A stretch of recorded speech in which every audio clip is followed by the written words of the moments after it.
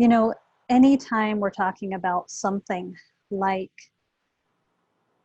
deep time, timelessness, the freedom of experience beyond linear time, freedom from the stories that perpetuate a punitive, not enough time story, okay? We have to also acknowledge two things. Number one, that we are living today in a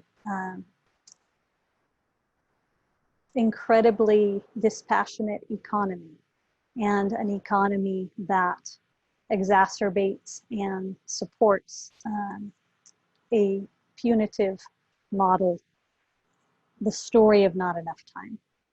That's the first thing I want to presence. The second thing I want to acknowledge is that we're in the middle of a global pandemic, which has hit people in incredibly different ways. It's mind-blowing, ranging from people who have been blessed and acknowledge a feeling of gratitude for having some more spaciousness and time in their lives than maybe they did before, to people who are struggling beyond belief to even put food on the table and even take care of their kids in a sane way right now. So it's really important, so that we don't do any spiritual bypassing today as we dive into some pretty profound spiritual teachings, to acknowledge this reality, the reality of a dispassionate economy that comes from the myth of separation, which I'll be talking about today, the trance of separation. The topic of deep time first came to me when I was a young Zen student in the 90s, living at a center called Green Gulch Farm. And I was introduced to the teachings of 13th century Soto Zen founder Eihei Dogen, who taught about Uji, the teaching of being time, the teaching that when we are resting in the present moment, we can connect, we are connected with all time being and all beings time. In other words, we are connected when we are fully present with a much larger domain of who we really are, of knowing who we are, not just as separate self, but as part of the entire tapestry of past, present, future. And we are positioned to experience ourselves in an emergent way, to experience life as it unfolds moment by moment. I would say that meditation is the practice of learning to listen to life as it unfolds moment by moment. And those of you who are in touch with the deep listening invitation of practice know that we're talking about a listening within to one's deepest self, and a listening to life, a listening to whomever you are with, listening to the cosmos, quite frankly. The second phrase that I shared was all beings time. So all time being and all beings time. And this is so important because through the trance of separation, and I believe that the myth of separation is fundamentally what we are healing through Dharma practice. We are waking up from the personal, collective amnesia that has caused us to experience ourselves as separate rather than innately connected, part of the fabric of all of life, part of one another, non-separate. Through the trance of separation, many human beings are living in an adversarial relationship with time. And so consider for a moment that the separate self stands outside of life, looking in, a subject object, kind of relationship and assesses and judges everything that we experience. Practice invites us to allow to dissolve that trance of separation so that we can remember who we really are. One of the most basic translations in Pali of mindfulness being to remember.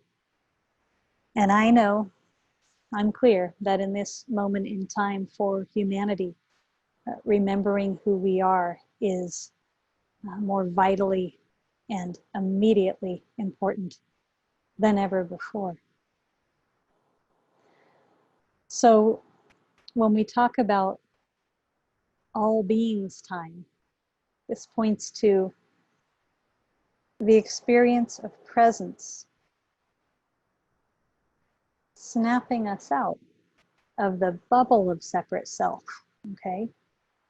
And we can say or acknowledge, I think with a light heart, hopefully with some humor, that one of ego's habits is to be a meaning-making machine and to generally take in and notice whatever is happening, what that means about me and my separate self. So waking us up from the mind of separation to remember an always existing, already here, field of interconnection that includes all beings of the past, that includes all beings of the present, that includes all beings of the future.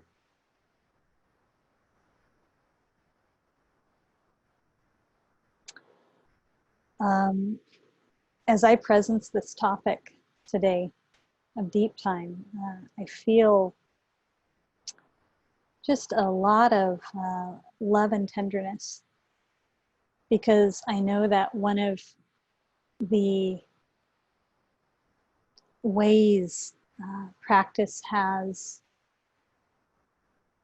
brought healing in my own life. There's so much healing in my relationship with time. In a little bit, we're going to do an inquiry that I'll guide, where I'm going to be asking you to look at how you have been conditioned to perceive time. In other words, because we're living in a dispassionate economy, because humans have been living under the trance of separation for so long, the story of not enough time is one of the biggest in our world today. It's one of the most pervasive.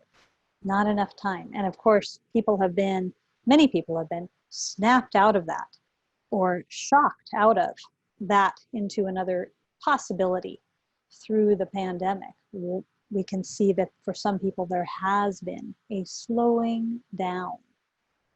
The machine in its full speed ahead habit has paused in some ways, okay?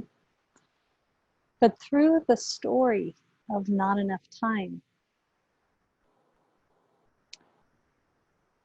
so many of us have learned to, in whatever ways, disobey the natural feedback system of our bodies,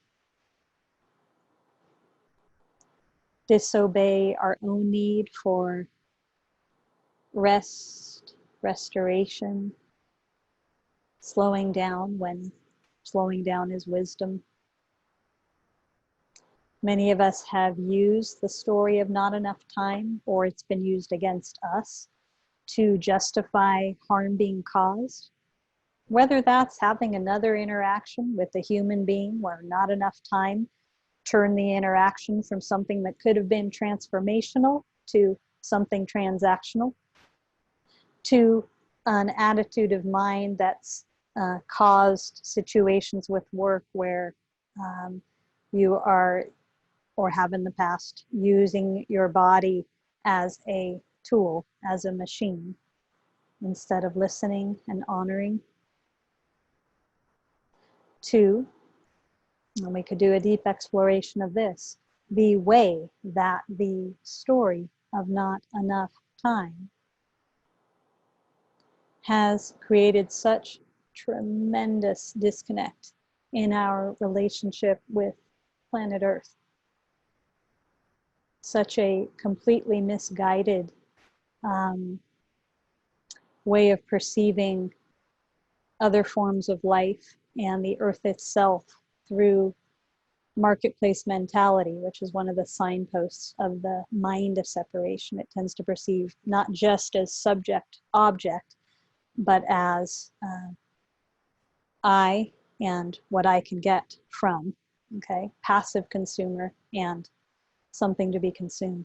So we can see tremendous suffering and disconnect exacerbated through the story of not enough time. And we can acknowledge some, I would suggest, misguided biases and aspects of collective conditioning that have really, for a long time, anchored the dominant paradigm into this story. Okay. So just pause while I'm talking. Take in a couple of deep breaths.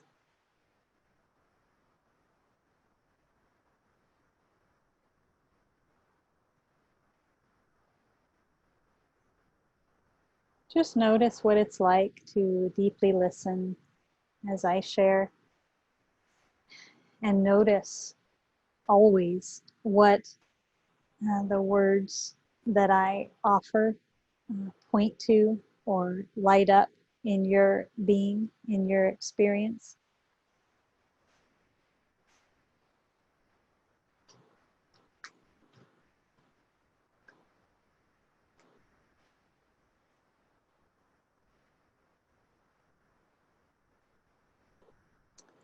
It's my feeling as a practitioner and as a teacher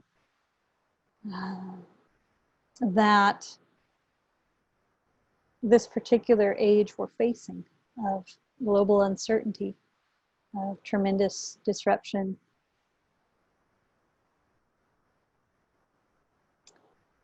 is inviting us to really get to the root of the trance of separation, the myth of separation, and to, with great love, each and every one of us, be willing to investigate the personal and systemic biases that we were not so awake to.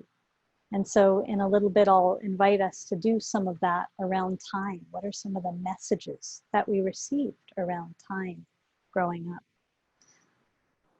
I know for myself, raised most of my life by a single mom.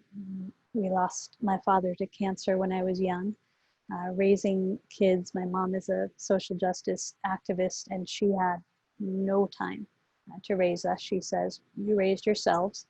And there was very much a survival mode perpetuated, in which it was passed down, the notion that there was not time to honor one's body, or to integrate one's grief, or to really just be with and integrate the messy, sticky, dynamic experience of being human. There was just barely enough time to survive.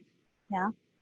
And as I deepened my own practice, I got the incredible opportunity to begin to unstick from those places. So much of what we're doing in practice is making the conscious choice to let go and release conditioning that no longer serves us.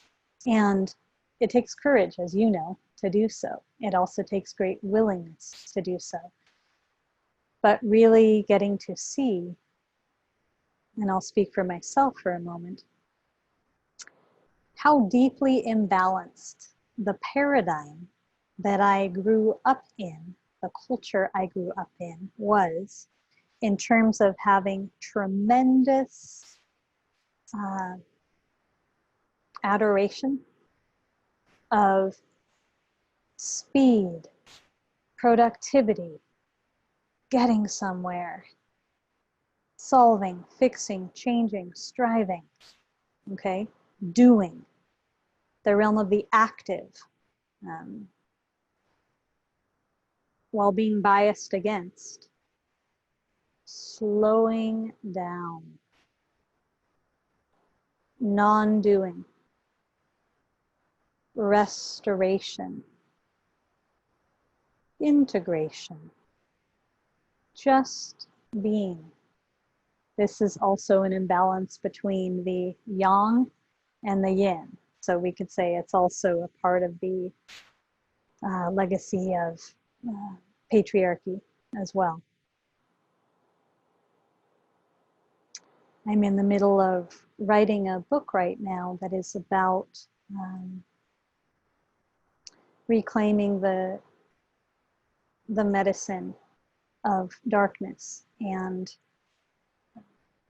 remembering what darkness, physical and metaphorical, is in our world beyond the absence of light, which is unfortunately how humanity has defined darkness for a long time. And when I say darkness, again, I'm talking physically and metaphorically. So we put our human shadows in the category of darkness, and we put the whatever we consider ominous in the category of darkness. And I can connect every ism that we face as a species to this misunderstanding, because darkness and light actually are not separate and work in partnership. It's the only way we can experience wholeness as human beings. The reason I bring this up in a conversation around time is that in the natural world, darkness, I just want you to close your eyes for a moment and to consider the shade under a tree on a sunny day, and the cocoon that the caterpillar rests in, completely protected by light while it transforms, and the womb from which every one of us was born, 9 months in darkened stillness, being held, resting in the womb. And I could go on and on and on with examples from the natural world, but that the domain of darkness in nature models for us the wisdom of the still, slow yin element of nature, which again is meant to operate in partnership with the yang. Meditation practice is truly an invitation to remember how to rest in darkened stillness, to remember how to slow down and acknowledge the spaciousness that never actually leaves us. We only ever leave it.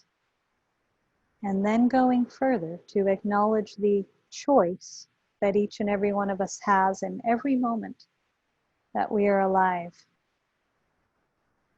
of what we give our attention to, attention being our currency. In this time of absolute disruption, we might reflect on how sometimes it feels that all we have choice about is what we give our attention to. But this is golden. Attention is the most subtle form of love. And the choice we have is to either attend to the mind of separation and very old cobwebby stories that it's time to let go of, folks. Or we can attend to present moment awareness which is the domain in which we have a much more spacious existence and much more clarity about our choice. So it's the domain in which there is room for clear seeing that, oh my gosh, this story, which may have operated me for decades, or which may be being believed in our society for decades, it never was true. And now, finally, in this moment, I can see through it and let it go. So just pause again. And I want you for a moment to close your eyes and just gently physically lean forward. Just noticing what it feels like to lean forward. Acknowledging that a lot of us spend time leaning forward energetically or somatically. That means striving or rushing or pushing or trying to control life. Okay, now lean back a little bit. Lean back more than you normally would. And just notice how that feels. We also spend time leaning back, some of us in life, not showing up fully, believing stories of fear or lack of self-worth, procrastinating. And now just find your center, find your physical experience of center and rest there.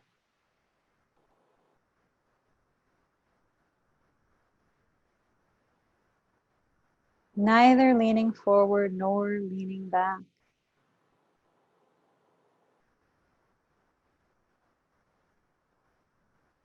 Resting. And see if you can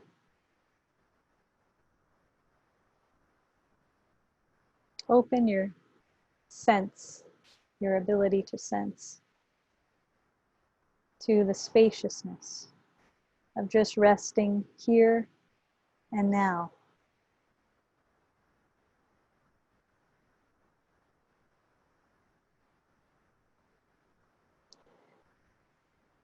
So in this exploration of time, I'm going to invite you to pause often. And I'll acknowledge that pausing is our greatest ally in practice. Certainly there's morning meditation. Perhaps we sit down and meditate formally other times of day, but there can be a tremendous disconnect when people think of meditation like awakening that happens once a day, such as the dawn.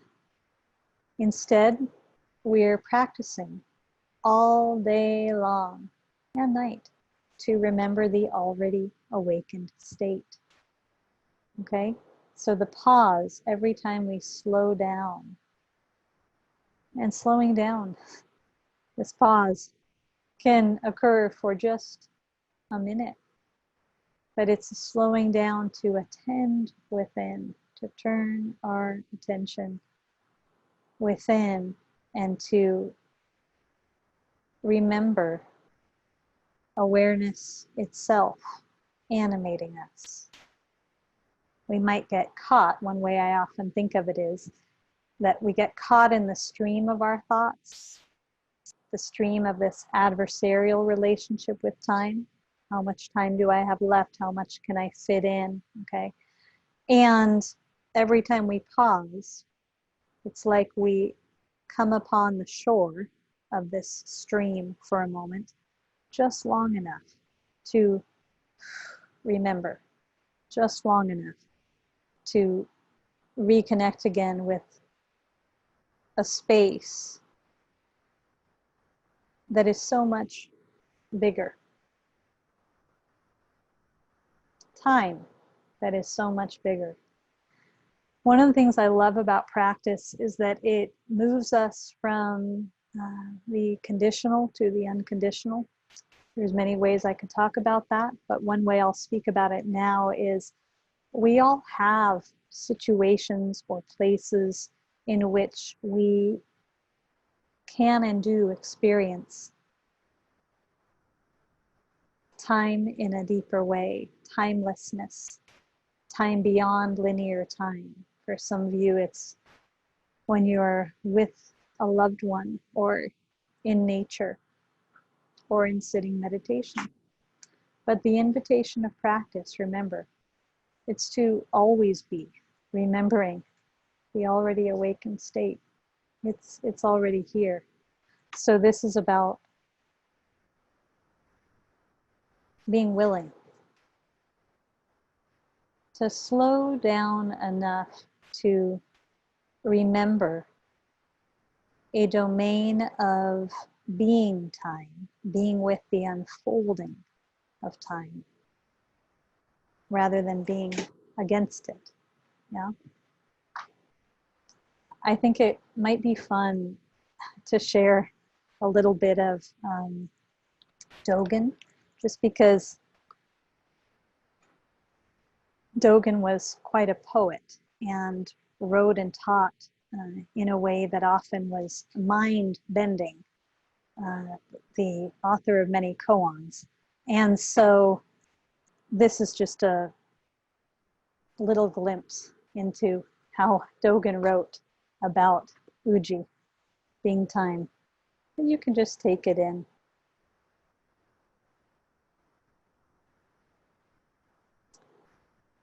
An old Buddha said, "For the time being, I stand astride the highest mountain peaks. For the time being, I move on the deepest depths of the ocean floor. For the time being, I'm 3 heads and 8 arms. For the time being, I'm 8 feet or 16 feet. For the time being, I'm a staff or a whisk. For the time being, I'm a pillar or a lantern. For the time being, I'm Mr. Cheng or Mr. Lee. For the time being, I'm the great earth and heavens above."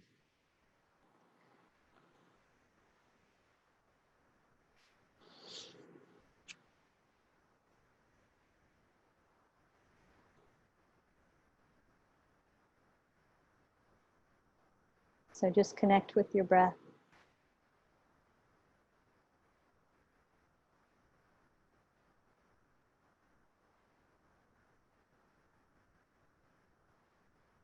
So this sense of being time, opening a doorway to our connection in a much bigger way, a way that ego forgets, ego doesn't have access to one another, to the collective field, to field consciousness, and to a larger domain of past, present, future. I find this so important right now in this day and age of navigating global uncertainty. It's not something that can be done from egocentricity. When I was young, I remember back to high school and studying climate change and putting in a prayer that as the difficulties that scientists were saying, were suggesting, were going to unfolded, humanity would find a way to navigate it with less reactivity and more presence. And that's still my prayer today. Here we are, and some of the things they suggested would happen are happening faster than once thought. And that's still my prayer. And so this invitation to connect with the field of spacious presence, to connect with the realm of ancestors and the realm of the future as our part of our responsibility, part of who we're responsible to. We'll talk more about this a little bit later. We'll do a certain practice around deep time and social change. This is very alive in my heart, the need to go beyond egocentricity, beyond anthrocentricity, beyond being speed-centered, yeah, and beyond being productivity centered. If we're going to learn how to live in more partnership with each other and with the planet, there has to be a willingness to slow down. Again, the wisdom of slowness alongside the wisdom of speed, the wisdom of dark in nature and the yin alongside light, the yang. So everyone, I would love to begin to engage you in some inquiry about this. But there's one more piece that just feels important to share. And that's that, you know, I had the ridiculous privilege of being able to train at a silent Buddhist monastery for 7 years. So I really got support to live in a field of silence and inquiry for that time, to allow a lot of my conditioning to begin to dissolve. And it was when I left the monastery, and I left a bit unexpectedly. I got bit by a tick when I was living as a monk, and I contracted Lyme disease. It actually took me 13 years to find out what actually was going on. We didn't realize that's what it was for so long. And any of you who have worked with chronic illness or supported loved ones with chronic illness know what a profound spiritual teacher it is. So when I moved from Silent Monastery to the city of Los Angeles, just imagine that transition for a moment, where I had some family, a city of speed and light and fast pace and fast cars and doing and productivity and noise. I realized how deeply committed and how much of a need I had to remain settled in, to claim, to prioritize deep time as a way of life and in my life. And I also, when I experienced illness and had my body become so slowed down and so incapable of that which I was capable of prior to that time, it was an extraordinary, and I hope some of you can relate to this, an extraordinary spiritual invitation to see really clearly what biases I still held about slowing down. Like, oh no, if I can't be as active and productive and energetic as I've been taught I should be, what will become of me? Okay. I'll just briefly share that there was a time when I left the monastery and was working with a doctor that gave me a particular treatment and encouraged me to just pause and be on my back for as long as it took. And I was like 5 weeks into it, watching some of the fear stories come up, saying, who will I be if I never ever heal? What will become of me if I'm this slow down and I can't contribute to society in the way that I've been able to? You know, what will my worth be? Even after monastic training, some of those stories were still in my head. And I realized that in my family of origin, an incredibly strong story was, your lovability depends on how much you contribute. In other words, your worth in this world has something to do with how much you are contributing to this world. Can people raise a hand if you can relate to that piece of conditioning at all? Or how much you do, how much you achieve is a way some people have experienced it. And in that moment, I just dropped into stillness, really seeing this story and being kind of heartbroken that it still lived in me. Yeah, seeing the fear, because I didn't know if I was going to get better then. It couldn't have known that then. And as I listened within, a voice came up loud and clear and solid, saying, Eden, your presence is your greatest contribution. Your presence is your contribution. And from that moment on, that story was completely done, dissolved, not an ounce of it left in my system. If we really get it, and I mean this for all of us, that your presence is your contribution, okay? Then being present, dropping into the spaciousness in which your essence has room to express itself. It's a game changer. It gives you full permission to learn how to live at your authentic pace. It gives you permission to learn how to balance productivity and attunement, to balance the yang and the yin, to let go of the stories society still holds popular that says pushing is better, forcing is better, rushing is better, more is better, louder is better, brighter is better. It's all made up. It's all made up. So remember that in Dharma practice, part of what we're doing is remembering the choice we have in every moment, our spiritual sovereignty. And alongside that, so that we're not spiritual bypassing, we are naming that we're in an absolute economic crisis right now. There are people that can't even think about the art of slowing down.